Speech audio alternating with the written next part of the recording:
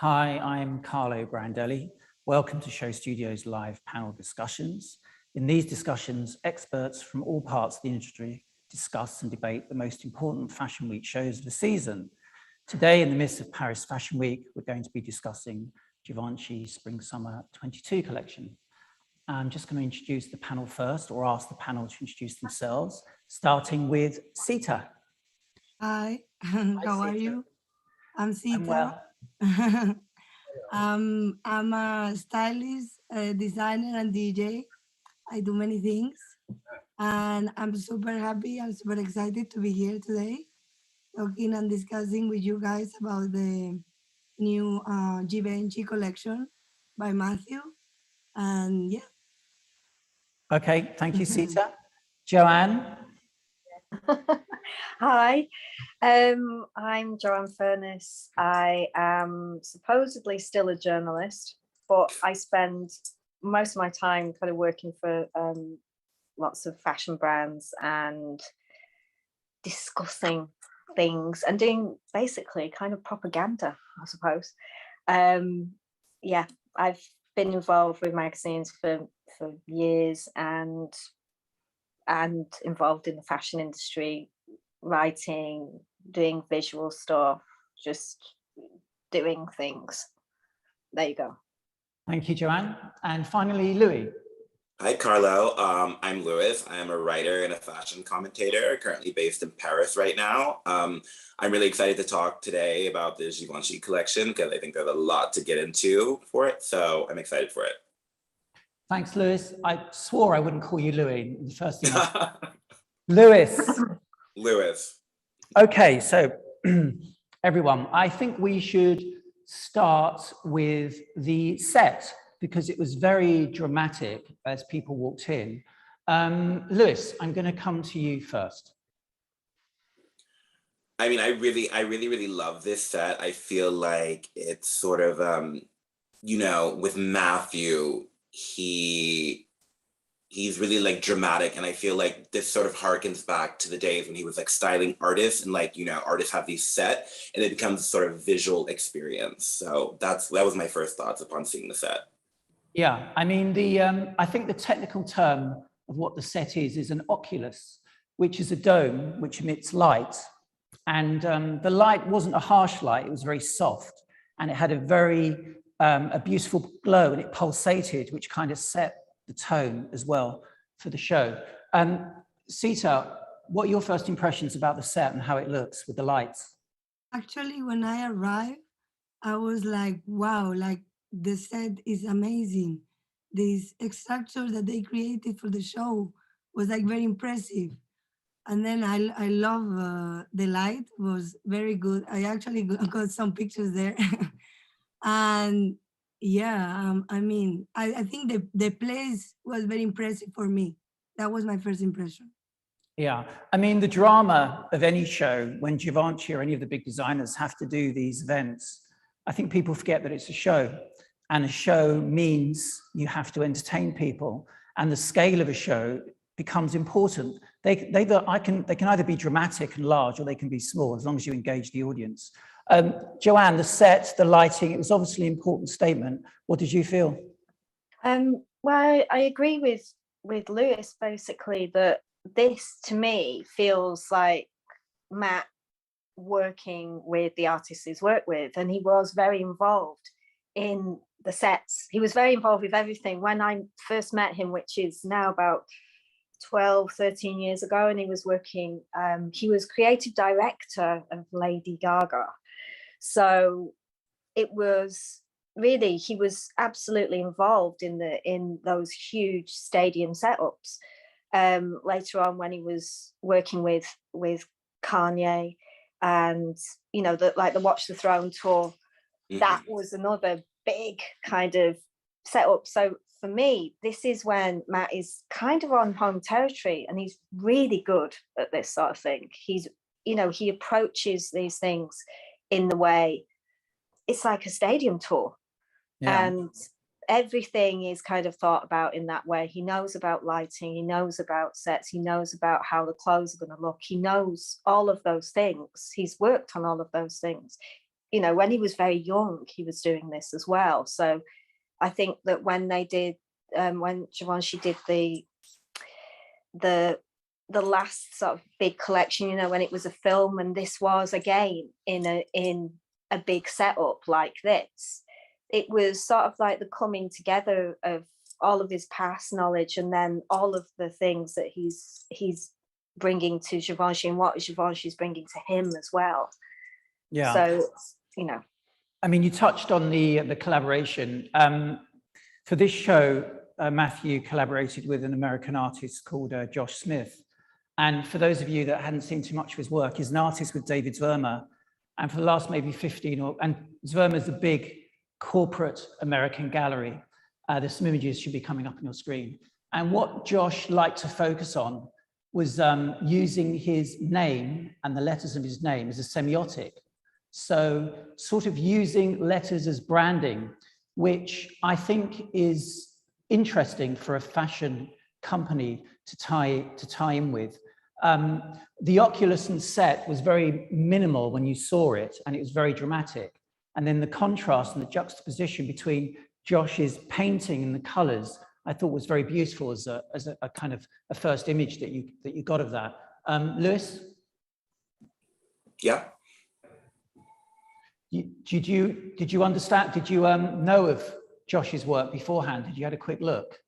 No, I haven't heard of him till now, but his work is amazing. It was fresh to you, so you saw it fresh. Yeah, I mean, as we went through the show, the way that Josh applied the artworks, and I think, Matthew, there was a bit on the press release when Matthew said that everything in the show he'd worked on with Josh, so he was directly involved with, so either things that he had sent him or things that he had seen. So it felt like it was a very tight collaboration. Sita, I'm going to come to you. Just if you view something like this, a fashion designer and a brand and an artist working together, I mean, how do you feel? What does that make you think straight away? Do you feel that collaborations like this work? I think it's a great symbiosis. Like I don't know how to say in English. Like I think it's a great mix, especially because I mean these artists that Matthew collaborated with is very fun, with a lot of colors. It gave like a kind of like another perspective to the collection. You know, you see like all these pieces that are like super fun, and then you are going from like very elegant and like very like very like I don't know how to say yeah, like more elegant pieces to more fun pieces from one look to the other. And I'm really into artists collaborating with each other. As I said, it gives like another perspective to like the collections, you know. And yeah, I think it was great. Yeah, just to explain to the viewers in case it's not clear, I'm live in the studio, but the panelists are elsewhere. They've just zoomed in. So there might be a bit of a lag before they answer. I think that with a lot of these collaborations, when there's another artist involved, it's very easy to just put the artist's work on the clothing. And many of these pieces obviously have been heavily influenced by Josh as well. I know they work closely together, but as opposed to just putting illustrations or work that he has done on different items, it felt a lot deeper than that. We should talk about the clothing a little bit. Louis, what struck you in particular? Were there some things that stood out for you? I think like burned into my head is look 48. There was this amazing sort of like knit, multicolored sweater.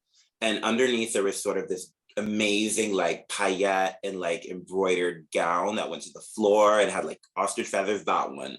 When I saw that, that was the first thing I think I saw on my feed from the show. And I was like, holy shit, Matthew, this is an elevation.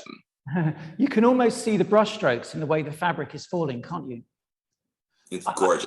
I think to have a strong relationship between the artist's craft, whether it's fashion and art or other disciplines, is important, because with fabric, obviously you can touch fabric, it's very emotive, and it's something that you feel in your hand. And when it becomes 3D, it's very obvious, but on the screen it works well, but you can almost see those brushstrokes that are running through on the clothing. I'm just trying to think about the first collaboration I saw in this way, and I think it was Marc Jacobs and Richard Prince. Joanne, do you remember that one at all? Oh, yeah. Yeah, I mean, and using the craft of a painter in that way. Well, I think as well that one with the catwalk show as well. It was, you know, he'd done all the kind of, Richard Prince had done all that work about nurses, and they were all sort of dressed as nurses, but it was the bags literally became a canvas. I mean, because, you know, all of those sort of monogram bags are made of canvas anyway. So it was, I mean, it was really smart. He had a lot of his joke paintings on there, and, you know, and I think that was the great thing about Marc. He understood. He's very into, I mean, he's not a dilettante. He really understands art. He understands artists, and which Matthew does too, I think. Yes, I think so too. I mean, his background was in art as well, and, you know, I think he managed a year and he moved sideways. But I think the craft of the artist is really evident. I mean, obviously Givenchy, he has a whole atelier at his disposal, so they can create, you know, whatever they visualize. But to actually get that feeling of the artist in the clothing is very rare. Louis, what other looks beyond that did you? I mean, at the beginning of the show, we should do this a little bit sequentially. Yeah. It was very dark. There were a lot of looks that were black, weren't there? Yeah, which, I mean, is you know, typical Matthew. But what I really what was really interesting to see was how he was sort of tailoring neoprene, because from what I've heard, I was never a fashion design student. Neoprene's very, very difficult to deal with and sew. So I think he's definitely trying to show a little bit more of what he can do technically. Yeah, I mean, the first few looks, again, were very dark. And if you saw the beginning of the show reel, as it came in, the models came in from a dark environment into the light. So there's obviously a narrative, you know, an ethos behind that. And then the color came into the show a little bit later. I suppose when I first saw the show, it looked a little bit starker, but actually when you listen to the soundtrack, who did the soundtrack? Was it? Young Thug. Young Thug. Yeah, it was very soulful. And talking to people that were at the show, the music dictated the pace as well. I mean, of course, it's a rapper, and there are cultural reasons why you would use that music for a fashion show. And again, you know, Matthew's thinking about many layers, it's all encompassing. So it was a show that was visually and also in terms of sound, very holistic, because it all felt right. I mean, the references are all there, you know, the urban references are there. And I know Matthew dislikes the word street fashion or culture, but obviously it influences him quite heavily. Sita, do you see that street influence in the work? Well, I do. Like, as you can see, is using like sneakers and like hats and like making it like mixing kind of like luxury with like streetwear. You can see hats. I mean, I was very impressed also by the sneakers he made. I really love them.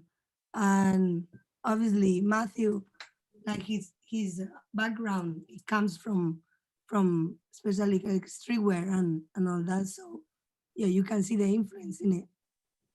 Yeah, I mean, he's spoken before about this word streetwear because it comes with limitations. I think it's more of a comment on how culture is at the moment. If you look at the show and you take the show as a whole, with all the elements that he uses, you know, the art connotations, the music, the way that the artist works with color, and then Matthew's natural sensitivity towards clothing, it's sort of a representation of how we are as culture and society now in certain ways. Do you feel that, Louis? I mean, definitely 100%. Everything is so sort of meshed together. Everything relates to everything now. I think with the internet, so many influences come together.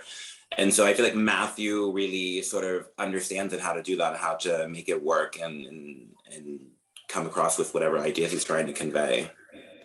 Yeah, I mean, looking at, obviously, Matthew has a certain style, which he uses for all of his brands. And he's currently working on, well, his own brand, Alex, and then Nike. There are a couple of seasons there. I think he's still involved with Moncler too. And now, obviously, you know, Givenchy, which is no mean feat. So for good creative directors to understand how to apply and adapt an idea with many concepts is actually very, very difficult. And there will be the business side, and there'll be shareholders, which you'll have to please. And Givenchy probably are applying pressure on him too, to make this work on many different levels, because often the creative will have one idea of how to work, and then the business side will be completely different. Sometimes they're aligned, but sometimes they aren't. Do you want to talk about that, Joanne? I actually think, and I don't mean this in a bad way, that Matt is quite business minded. He does actually think about what works. I mean, you know, it's being business minded in that you want people to buy what you do. You want people to buy your clothes. You want people to buy your accessories. And so, you know, for him to be doing certain things, it's kind of, he wants that engagement. So he does it, you know, it's not like you're sat in a garret starving and, you know, this sort of weird idea of an artist. It's pop. You want to engage with a big audience. I mean, this is why it's a big show. At the same time, I think what he's taken from Givenchy is that idea of the atelier, of the history. It's a couture house. It's, you know, that word gets bandied about a lot. It's a proper haute couture house. And I mean, on the screen, sorry to interrupt, Joanne, but on the screen now there are some references to the house. I mean, those are very obvious period details which have been reworked with modern fabrics. And you know, and it's not easy to interpret the archive of a house. I mean, look at some of the names that have gone before him: Alexander McQueen, John Galliano, Riccardo Tisci, and Clare Waight-Keller. So, I mean, these are very big shoes to step into, and to understand how to rework the archive, and in some cases pay homage to some of those other designers in some of the latest work. It's not easy. So the reinterpretation is important. Louis, if you were to use a few words to describe the general feel of the show, now that we've had a few minutes talking about it, I mean, what kind of words come to mind to you? Utilitarian, okay,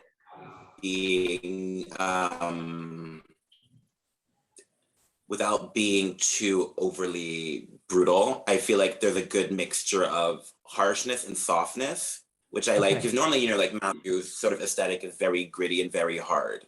And I feel like in this show, it was that really good mix of both of them, like this look that we're seeing right now. It's very soft. Yeah, as we run through, again, those are period details, again, reworked. But I guess, again, the color combinations, the color palette there's real sensitivity in how the colors have been used. And I'm sure with Josh Smith's artist eye as well, because all artists do is spend time looking at color and understanding color. I mean, I've been on both sides of the fence. I've been a fashion designer and I've been an artist. So I understand that the discipline of looking at color is very different depending on what you're doing. And I think the blend here is very, very subtle. Sita, in terms of colors and shapes and silhouettes, do these stand out for you from what you've seen so far in Paris? I mean, are we seeing something, the evolution of this new standard of dressing, do you feel? I think I found very interesting, like, how is he using colors and still using like colors that are more like, let's say, casual, like all these browns, but then adding like some splits of colors, like this pastel purple that we just saw and the yellow. I think in a very subtle way, he's mixing all these colors together. And I was very impressed by all these tailored dresses, short with all these shapes. I found them like so beautiful and like so sexy at the same time and so elegant at the same time. For me, it was like a combination of like more classic, like elegant, but at the same time very fresh and very modern. And I really love them. Like, I can't wait to wear those. You use the word sexiness, which we often end up using for collections and things in our lives, not just in fashion. And it's always quite difficult to define. I think that this is looking at the way the casting has been done and the models and that feeling of, I mean, there is a feeling of strength and determination from the models as well, which I think comes through in what Matthew wanted to portray here. And casting is, I mean, it's not overlooked as a category. I mean, it's incredibly important, but it's not just the type of model, it's the energy of the models, the way they walk, the way they stand. And usually there's a lot of effort and time goes into talking to the people beforehand to understand the nature of what the designer's doing. And, you know, with Matthew, and, you know, I know Matthew quite well, and his sensitivity, I can see that there is real thought about this humanist feel to this new aesthetic that's developing. I mean, I don't really want to use the phrase because it'll get picked up, but if he's developing this new urban elegance for Givenchy, then perhaps, you know, that is a way of describing what is happening. I wanted to also comment as well that Matthew almost made his name with the hardware and using metal elements. And I can see, Louis, where are you? To my right now. They've switched cameras on me. You've got one of his necklaces around your neck. I do. I have the house lock. Yeah. And Matthew's toned down the hardware in this show a little bit. He sort of wanted to say, well, look, I can do these other things too. Right? Yeah, not so, it's not so like in your face. It's a little, the jewelry and the hardware is a little bit more like subtle, because we, of course, we know that he loves some hardware. I mean, look at Alix, and I feel like what he's doing now at Givenchy, seeing this show, is that the hardware is not sort of a focal point. It's more of, you know, just not an afterthought, but it's an accessory. Yeah, it's an accessory. Yeah, it's necessary. I mean, I thought that as the hardware was so important to what he did with Alex, and then obviously he made things for Dior too. And then the Givenchy with the campaign that Nick Knight did, and when they did that together with the photocopy, which was brilliant, by the way, always is a very honest way to show an honest material, because using metal for a designer, for any designer, is it's a difficult discipline because it's hard. It's very difficult to get softness and femininity into a material like metal. It's not fabric. You know, fabric, it's easy. You can use cut and shape to create that softness. But the metal is important, and I think there's a long way he can take that. Joanne, the metalwork and the way he's used it in the past, where can you see that going? Do you think that's still important in fashion now, that hard element?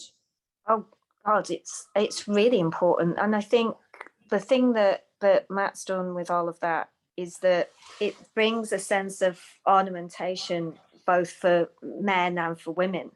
It's not this kind of prissy sort of, oh, here's some girly jewelry and here's some sort of like pseudo tough stuff for the boys. It's that sense of equality between the sexes that you get with what Matt's done at Alex and what he's doing at Givenchy. So, you know, the hardware is really important. It's hardware that becomes jewelry, and it's still there in this collection. I mean, a lot of the time it's sort of like straps for bags, you know, almost he does sort of bags for men that are kind of like handbags. Well, actually, it's just sort of not having so much gendered stuff, really, which just seems stupid.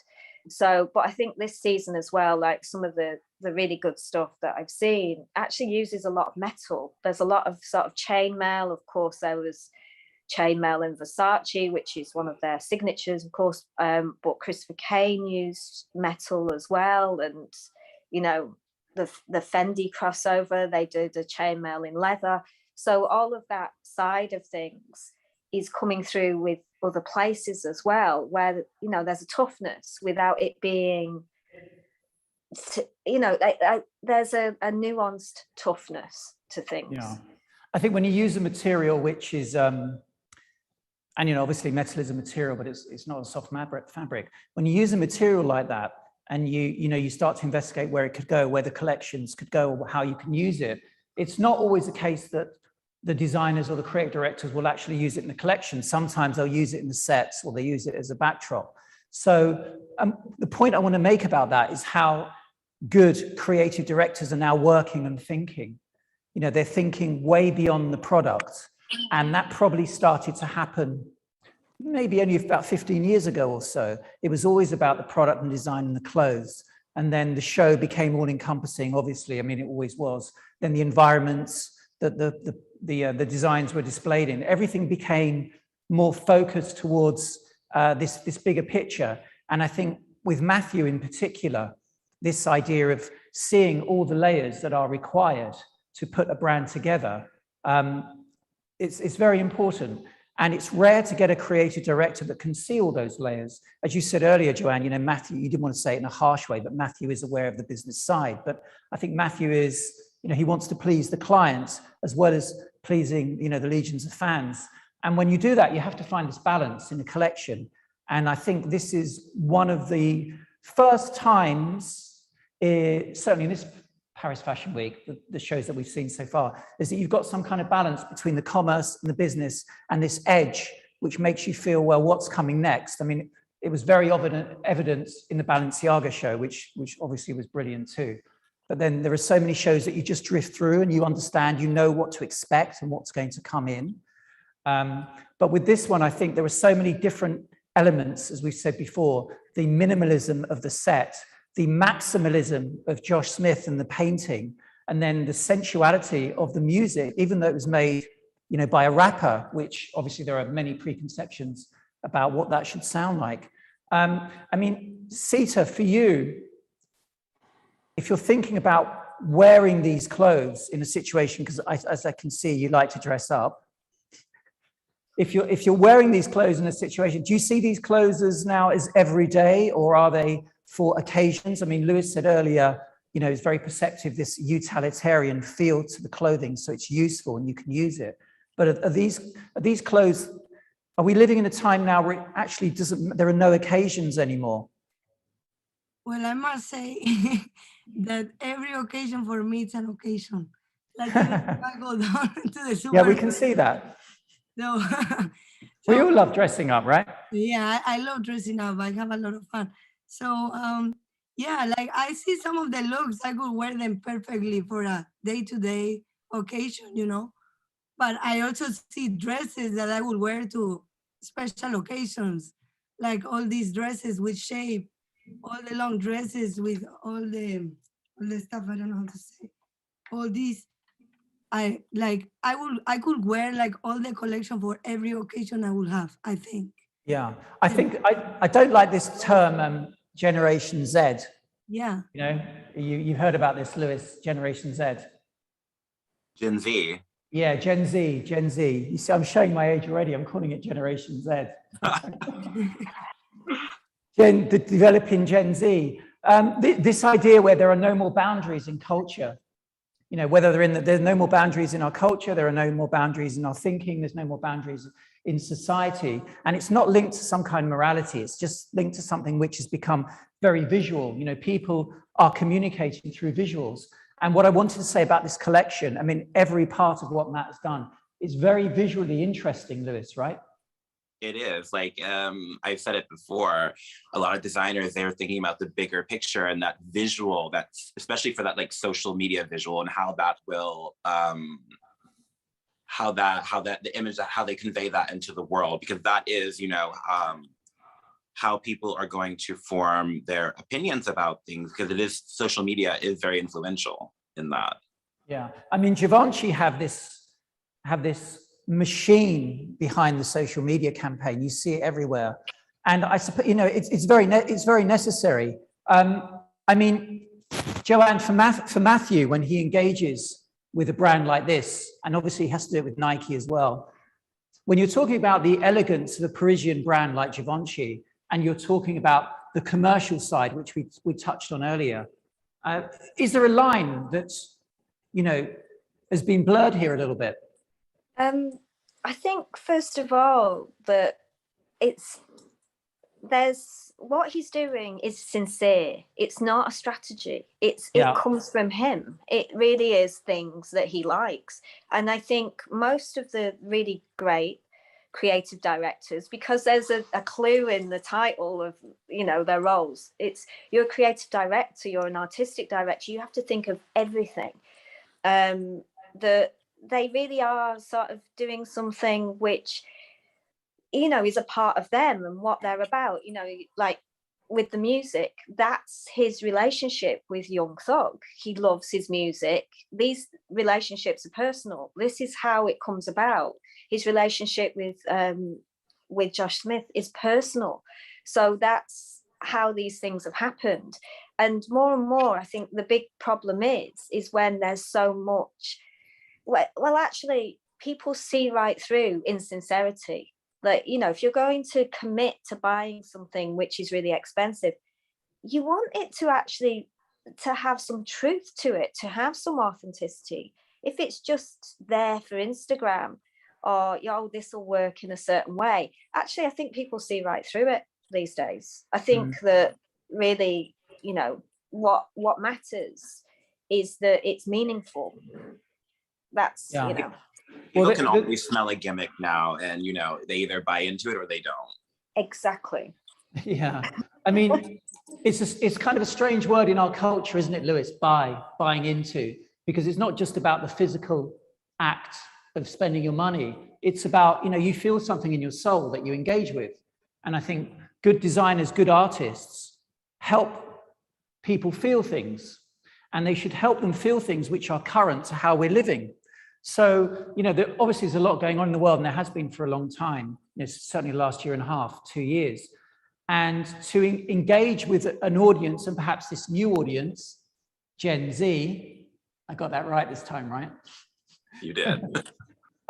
You need to perhaps stretch the boundaries of what is possible, you know, and to understand that, you know, there is a difference between a creative connection with the people that are following your work and just a wafer thin connection to what's happening. I mean, we should look at some of the details that are on the screen now, guys. Have you all got those on your screens?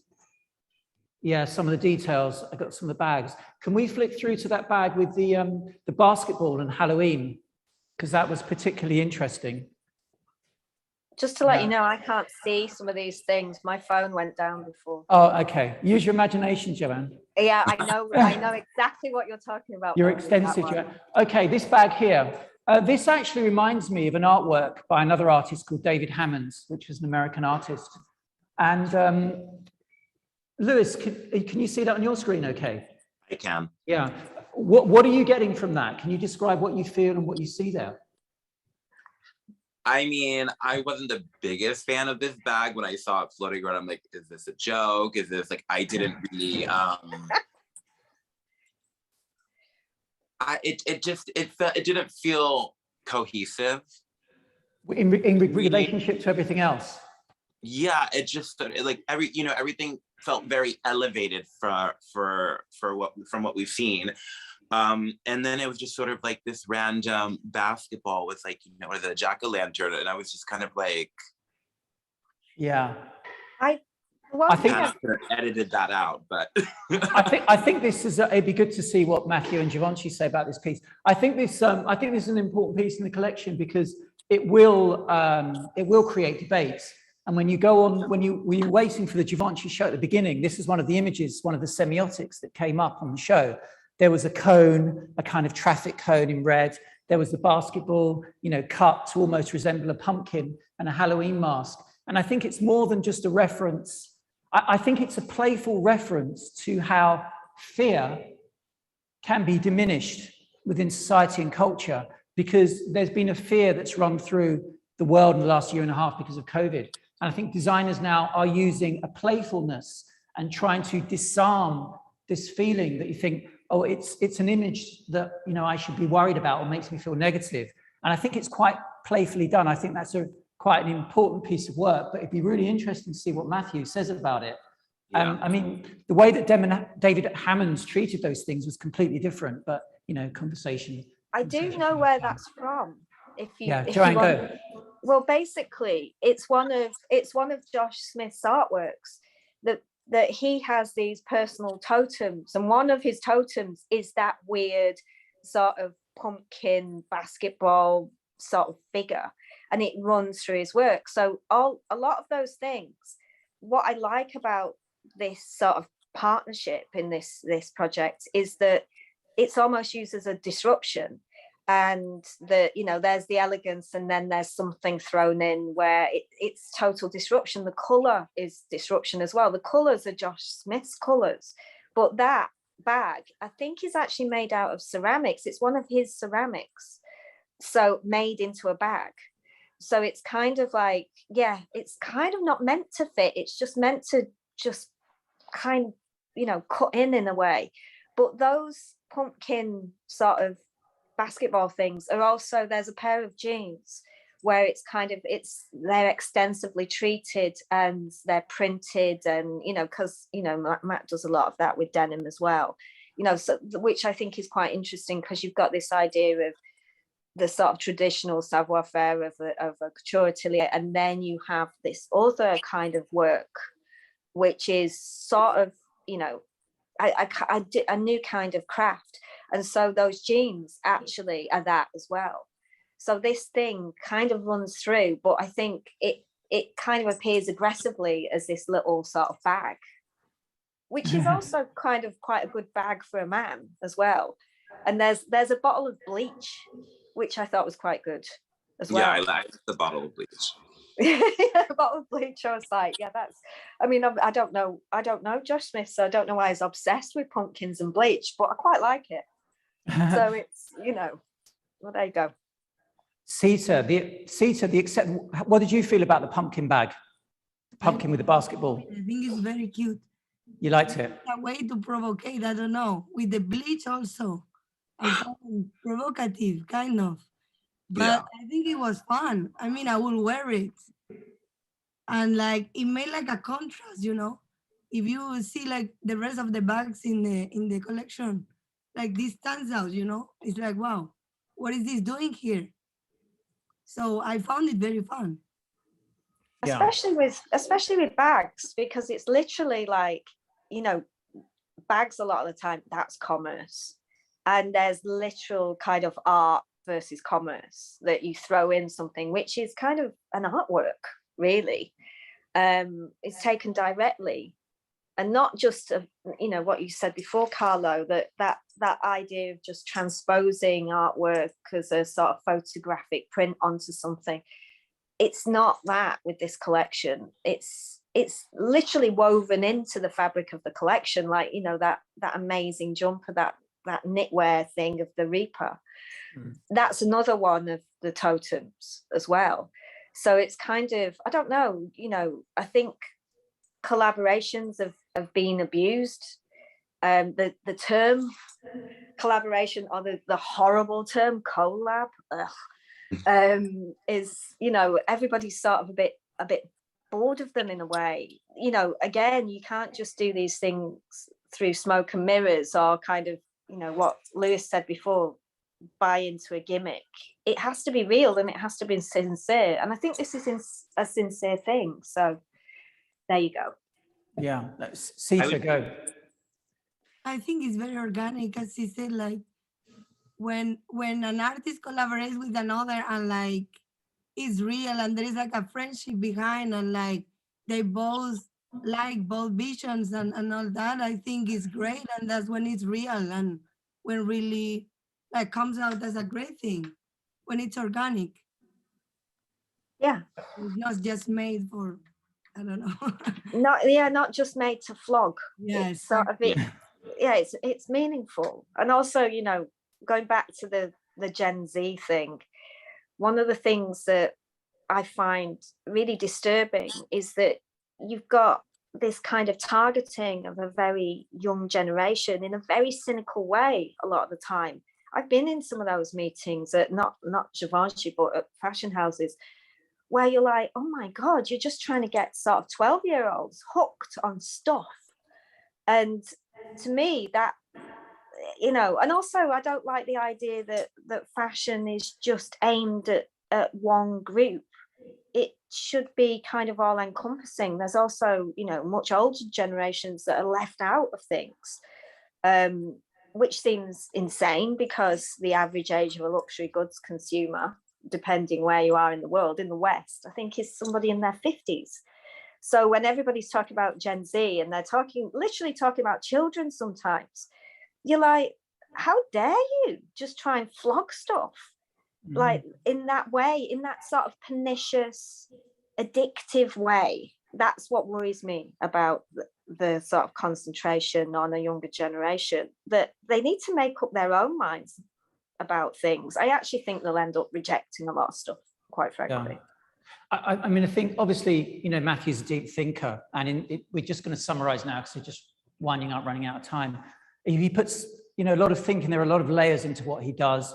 We haven't really spoken about too much his concern for, you know, the planet and the environment, and he obviously considers that in everything he does too. And even the tech side with Nike, he's bringing all of that information to what he does at Givenchy. So it's going to be one to watch for the future. Should we just have a few sentences to sum up about the show? Louis, I'm going to put you on the spot straight away. For me, it was definitely sort of the perfect, how to say it? It felt like a renewal, like the most ideal collection that he could possibly do, and sort of, I don't want to be like post-pandemic world because we're still very much in it, but as everything's starting back up, opening back up, and this is, you know, the first physical show like this, I feel like it was a renewal. I feel like it was a new start for him. Okay, Sita, what would you like to say? For me, it was, I think I told him it was my favorite collection he made for Givenchy.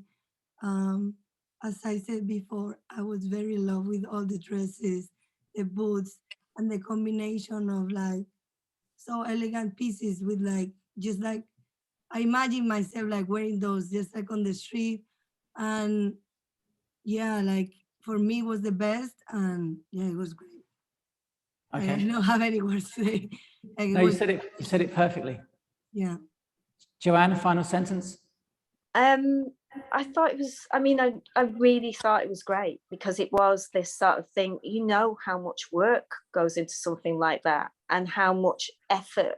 And to me, that's what high fashion has to be as well. Not overworked, but that it can't just be smoke and mirrors. He knows what he's doing. And I think that's the big point about this, is that if people thought, oh, he was just going to come in and sort of do some pictures or have some of his celebrity friends on Instagram wearing stuff. No, he's always wanted to be a designer in the very traditional sense. And to be at somewhere like Givenchy is kind of a dream. I mean, it really is. It was his big dream. And he can do it. Look at the results. Yeah, you know, of course. So there you go. Okay, so an overwhelming positive from all of us here. Thank you to all the panelists and our studio audience. Thank you all for watching. For more extensive Fashion Week coverage, be sure to visit showstudio.com. If you're watching via Show Studio YouTube, be sure to like, comment, and subscribe below, and we will see you next time. Thank you. Thank you.